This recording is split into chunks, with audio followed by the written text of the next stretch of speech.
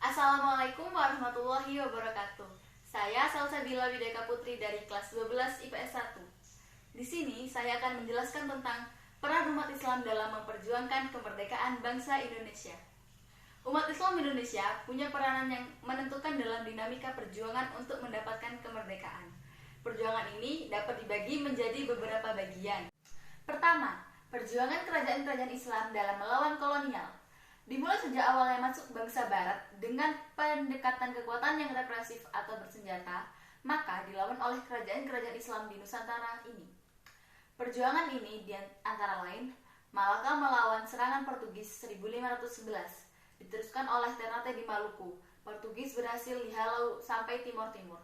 Kemudian Makassar melawan serangan Belanda atau VOC, Banten melawan serangan Belanda atau VOC, dan Mataram Islam juga melawan pusat kekuasaan Belanda di Batavia.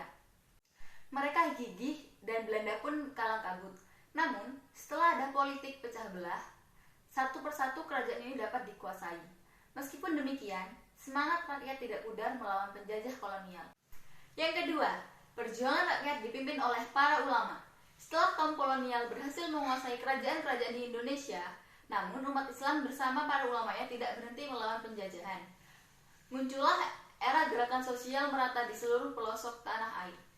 Ulama sebagai elit agama Islam memimpin umat melawan penindasan kezaliman penjajah.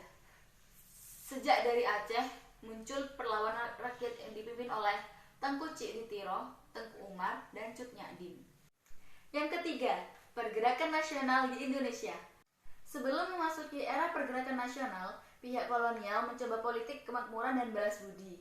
Dan muncullah politik etis oleh Van Deventer, politik asosiasi oleh Christian Schoch-Hurgronje, dan politik deislamisasi oleh Christian Schoch-Hurgronje. Yang keempat, peran umat Islam dalam perjuangan mempertahankan kemerdekaan. Dalam perjuangan mempertahankan kedaulatan negara kesatuan Republik Indonesia ini, umat Islam punya peran penting. Pertama, secara fisik, umat Islam dengan Laskar Hasbullah Sabilah, kemudian diteruskan oleh Askar Perang Sabil, dan Laskar Islam lainnya di daerah. Gigih berjuang membantu TKR atau TNI untuk mempertahankan NKRI dengan perang gerilya melawan sekutu Nica. Pemberontakan PKI 1948 ini berjalan secara biadab, membantai para ulama dan santri, membantai kaum nasionalis, membantai perang praja. Dapat digambarkan ada suatu gedung untuk pembantaian yang darahnya menggenang sampai 1 kilan.